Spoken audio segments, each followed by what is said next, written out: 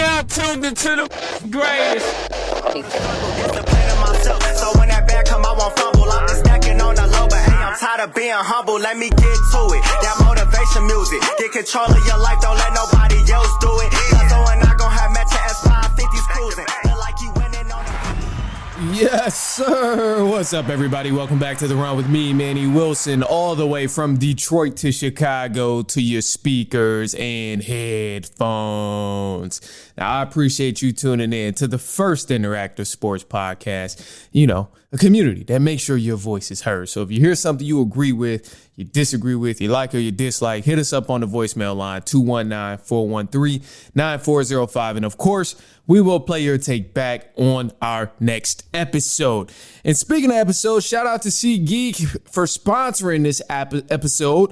Get $20 off of your ticket purchase when you use the promo code The Run Podcast. This code can only be applied for first-time users on the mobile app or website. So you better go ahead and purchase those tickets, create an account, purchase those tickets to this next Pistons game because, we've been balling, man. I'm so excited to talk about this. So as you guys know, the Detroit Pistons game just finished against the Orlando Magic, and the Detroit Pistons won that ball game 106-92. It was a lot of good things to take away from in this game, but the first thing that crossed my mind as I'm watching this game is how the hell are the Pistons winning these ball games shooting like this?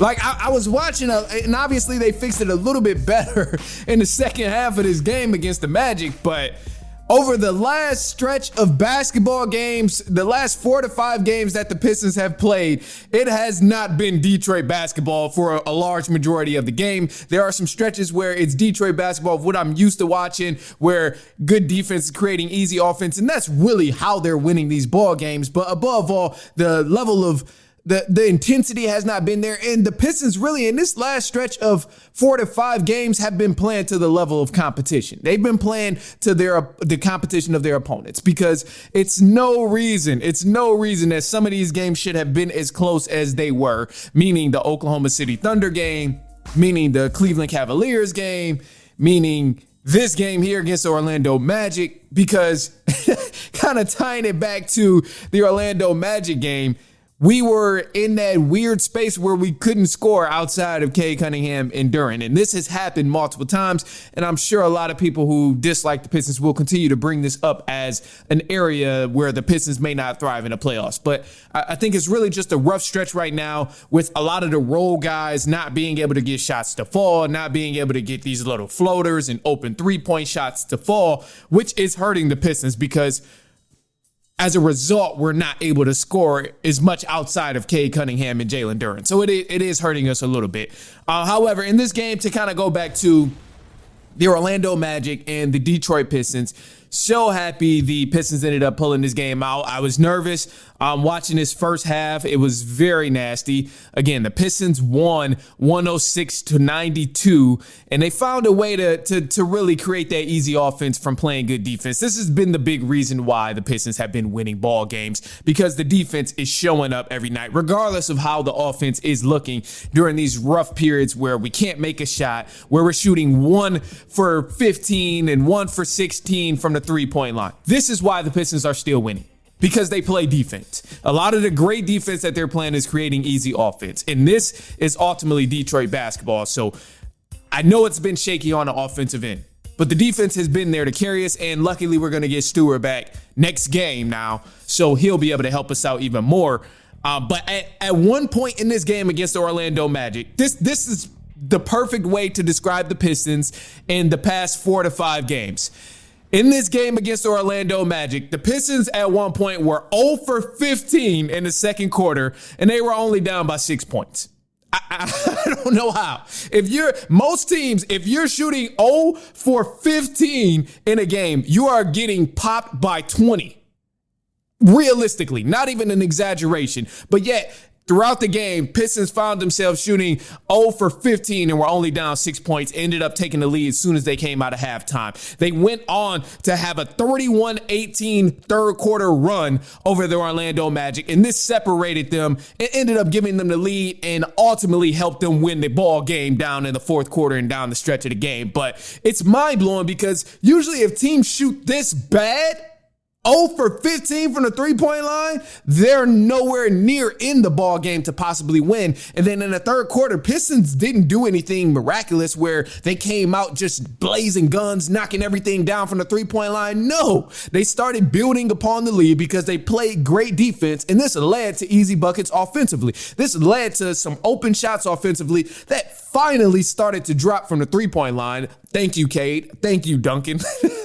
Like, eventually these things did start to fall, but it wasn't like they started throwing up a bunch of these threes. It was just momentum shifting because of the defense that the Pistons was playing. And this ultimately is what helps the Pistons win these ball games when they're in tight situations and they're shooting awful from the three-point line. It's that defense that's really helping them. So it makes me think, although, the Pistons found a way to win and all of this, and we went on a good run in the third quarter, it really does make me think that it might be time to get Kevin Huerter in the ball game, man, because these stretches of bad shooting runs, 1 for 16, 0 for 16 in a half of basketball, it cannot continue. We have to figure something out. And especially because Duncan Robinson is the only shooter we have right now. And if Duncan Robinson is in foul trouble, then now we don't have anybody who we can rely on to really knock down a three ball. So I know Kevin Huerter isn't the best shooter in the world or the best shooter in the NBA, but we got to give him a chance, because if we don't, what the hell did we bring him for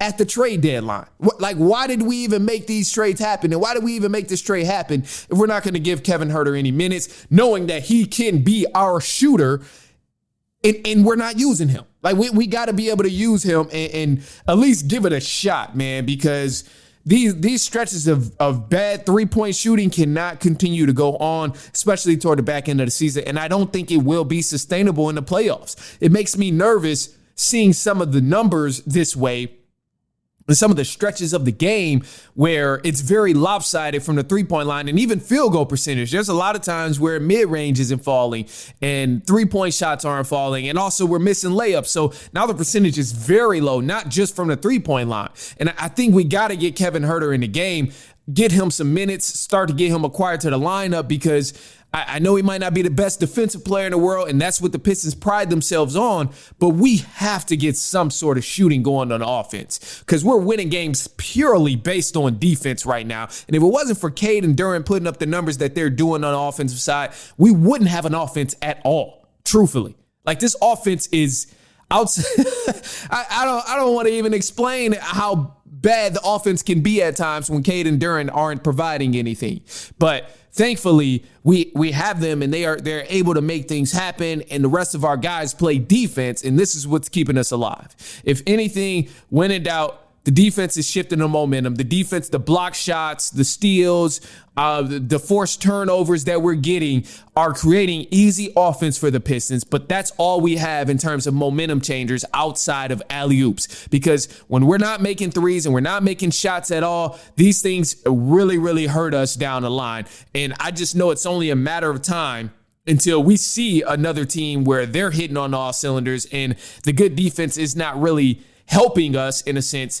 And we're going to have to rely on some offense. So luckily, Cade provides that offense, but Cade is going to have to rest at times. So I'm a little worried, but, hey, man, above all, I am happy. I think Durant has also been another underrated aspect in the offense as well. Jalen Durant, this man has been monstrous just in these past 5 games. When I'm looking at everything that he's been doing, the numbers that Jalen Durant has been putting up over the last 4 to 5 games has been tremendous. This game tonight against the Orlando Magic, or the game against the Orlando Magic, he had 16 points, 10 rebounds, and shot 80% from the field. It was mainly in the paint type of things, but you look at the previous games after that, the last 4 prior to the game against the Orlando Magic, Durant had a career high of 33 points. He had 16 rebounds. He's been putting up a double-double in the last 4 games.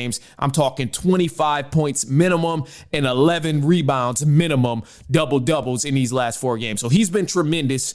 Again, all of these games, they haven't won. They lost against, obviously, the San Antonio Spurs, but they beat the Oklahoma City Thunder, beat the Cavs, beat the Chicago Bulls, and I think the identity that the Pistons have right now of winning these ball games purely based on defense will continue to build because, we get a real dog back and we get another dog back in Isaiah Stewart. So Isaiah Stewart is going to be able to provide some more rest time for Jalen Duren. And personally, it's a debate between a lot of people and a lot of fans in the NBA, but I think Isaiah Stewart is a better defender than Jalen Duren. As great as Jalen Duren is, I still think Stu is a little bit better because that's the only thing that's really getting him on the court, whereas Duren has a bit more offensive juice on his side, so he's able to provide some more on the floor outside of defense. And Stewart, he's just defense. He's only going to provide something on the floor because he's playing defense. So I'm excited to see what happens with this team, man. And,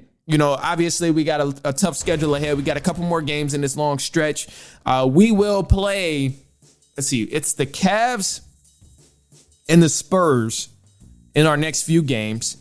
These are the next two teams we're going to look at here. In terms of the Pistons and this tough stretch that we've had.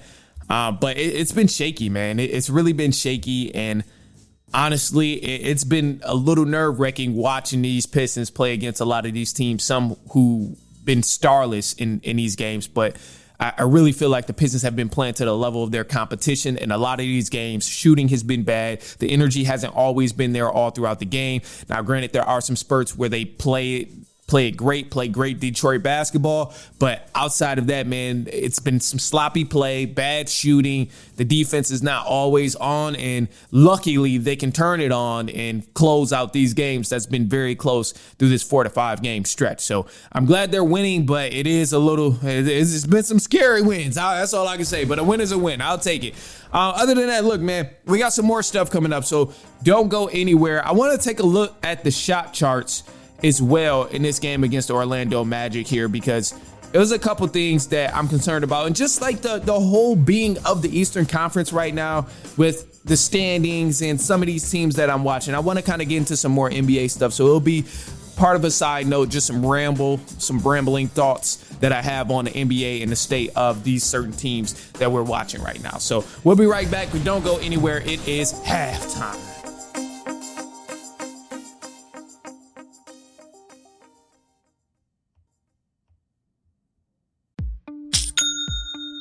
Nobody does selling better than Shopify. Shopify is the home of the #1 checkout on the planet. And the not-so-secret secret, with Shop Pay that boosts conversions up to 50%, meaning way less carts go abandoned and way more sales going through. So if you're into growing your business, your commerce platform better be ready to sell wherever your customers are scrolling or strolling. On the web, in your store, in their feed, and everywhere in between.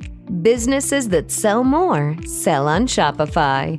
Upgrade your business and get the same checkout that Skims uses. Sign up for your $1 per month trial period for 3 months at shopify.com/Westwood1, all lowercase. Go to shopify.com/Westwood1 to upgrade your selling today. Shopify.com/Westwood1.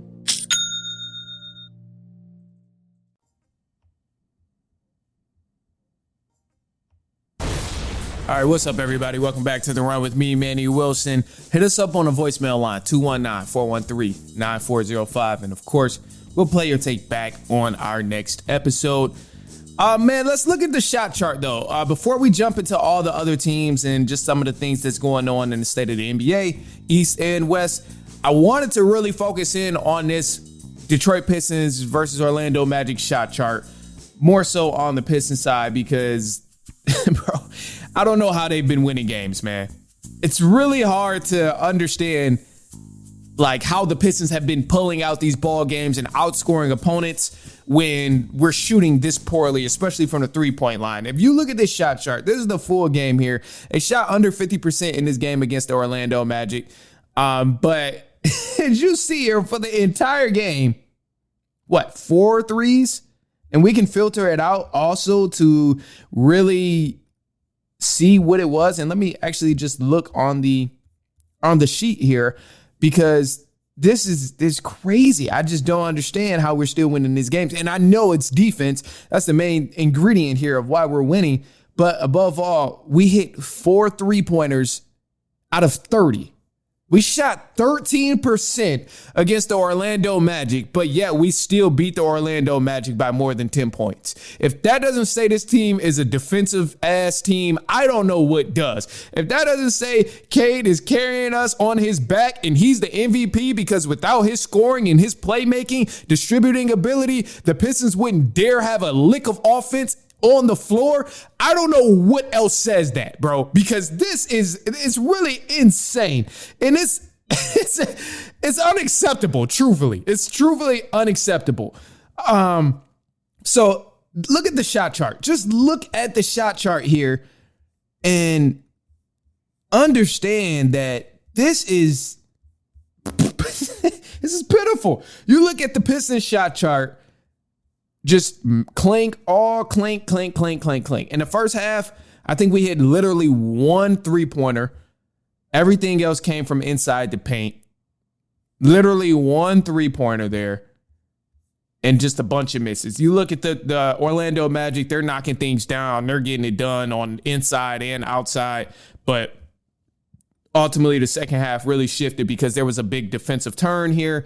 And they still made some threes more than they missed. But from what I witnessed from the eye test, Pistons locked in on defense. They started missing a lot more shots and they created a lot more turnovers. Now I can fact check that with the numbers that I can review here, but that's just what I'm seeing. And even in the second half, we only hit three threes. That's it. So the shot chart, looking at that, was really rough. And even if you look here too at the lead tracker, It was, yeah, man. All the back end here was just all Detroit basketball in terms of leading the game.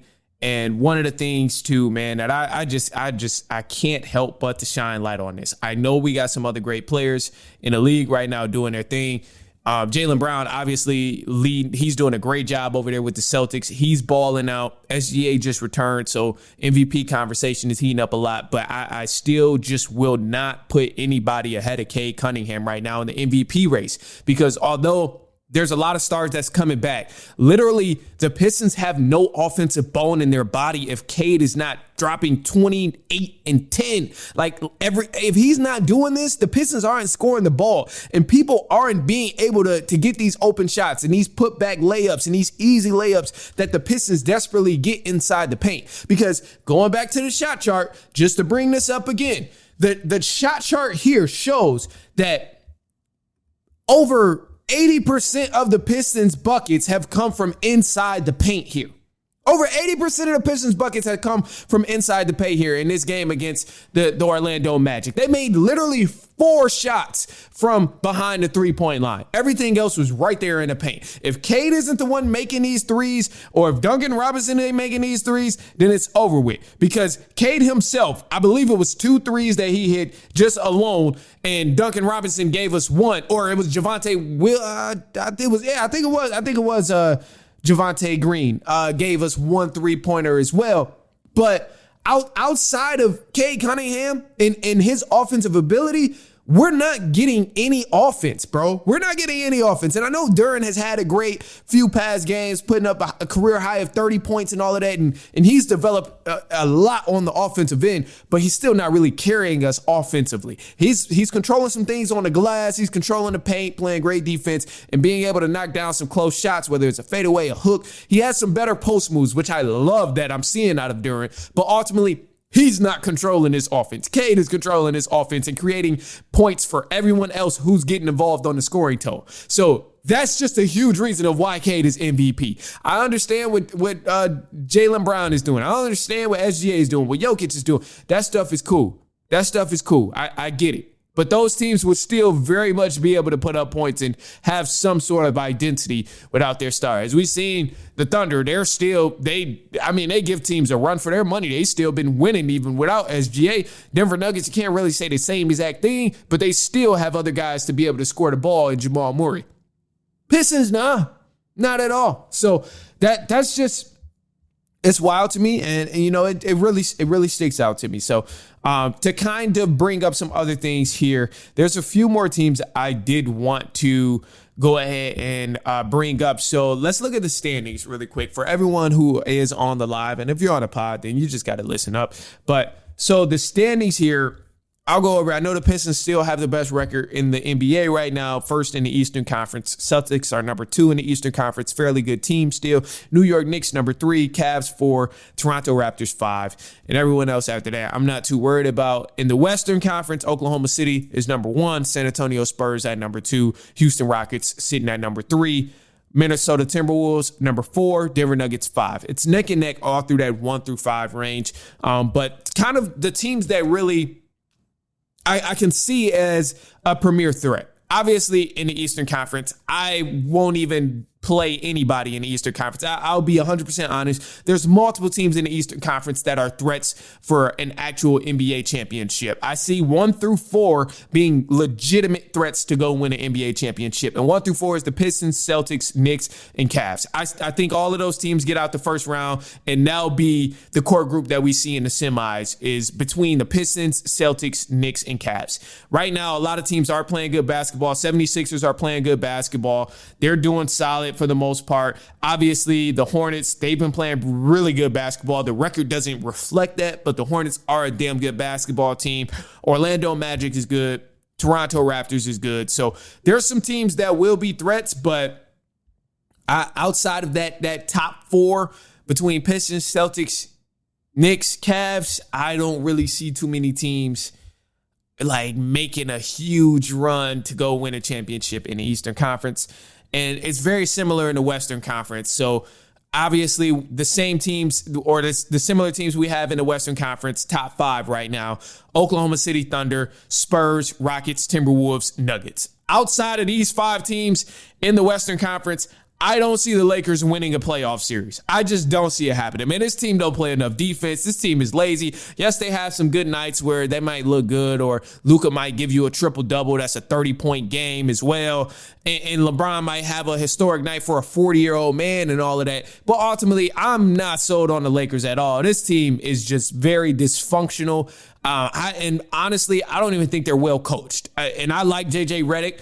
As a former player, as a person, I like JJ Redick, the way he approaches the game, but I don't think they're truthfully getting the best out of this team that they have. And a big reason from this starts with the stars that's on the Los Angeles Lakers, meaning Luka Doncic and LeBron James. Because neither one of those two dudes, Luka Doncic or LeBron James, plays enough defense to truly help the Lakers go on a deep playoff run. I just don't see it happening in the Western Conference, especially not when every other team in the Western Conference plays defense. So I could see them definitely getting eliminated first round if they somehow make it to the first round and not the play-in, because you have the Phoenix Suns right there. And the Timberwolves, they're another team, man. I think that's a team you don't want to run into in the first round, because Timberwolves have enough to beat you. Now, granted, there are some struggles there, some consistency issues from a lot of the role guys, but nonetheless, you can always count on the Minnesota Timberwolves to play defense. I think as of right now, a lot of teams we see a pattern of these elite teams in the NBA all being solid defensive teams. This is the key ingredient. This is the core ingredient here, is they're all solid defensive teams. So this is going to take a lot of these teams the wrong way, or a long way, I should say. And it's really outside of the top 5 in the standings, and they'll probably change. But if the Lakers go to the 3rd seed somehow, I still don't see them getting out of the first round, man. That's just one example there. And similar to the 76ers. 76ers are playing great ball, and they'll make for a great series. But if they're to match up against the New York Knicks, I see the Knicks winning that ball game. I see them winning that series. It's going to be tough. It's going to be tough. But I think above all, man, we're definitely in a great space for the league. And as we're heading down the end of the season, it'll be some interesting games to look at, and a lot of competition. A lot of guys coming back from injury, trying to get into a groove. I'm also curious about the MVP. You know who my vote is. I'm sticking with it, but I stand on where I'm at with MVP. So we'll go from there. Other than that, man, that's all I got for you guys. So I appreciate you tuning in. We'll be back later on this week, and I'm gonna leave y'all on a positive note. The positive note is just gonna be to figure out how to get to where you're trying to go by trying. You can't get there any other way. You gotta put in that effort and step out and actually try it. You got to do it to achieve it. If you want to fly, you got to figure out by trying to fly. You can't just all of a sudden jump in and you're flying. No, you got to continue to try. So I'll leave that on a positive note. Other than that, man, that's all I got for y'all. I appreciate you for kicking it. Send this to a cousin, brother, aunt, uncle, niece, nephew, coworker, friend, family member, anybody you know who enjoys sports, especially if I talked about their team, whether that's Lakers or Pistons or Celtics, anybody. But other than that, that's all I got. I'll see y'all later on this week, and so on and so on and so on.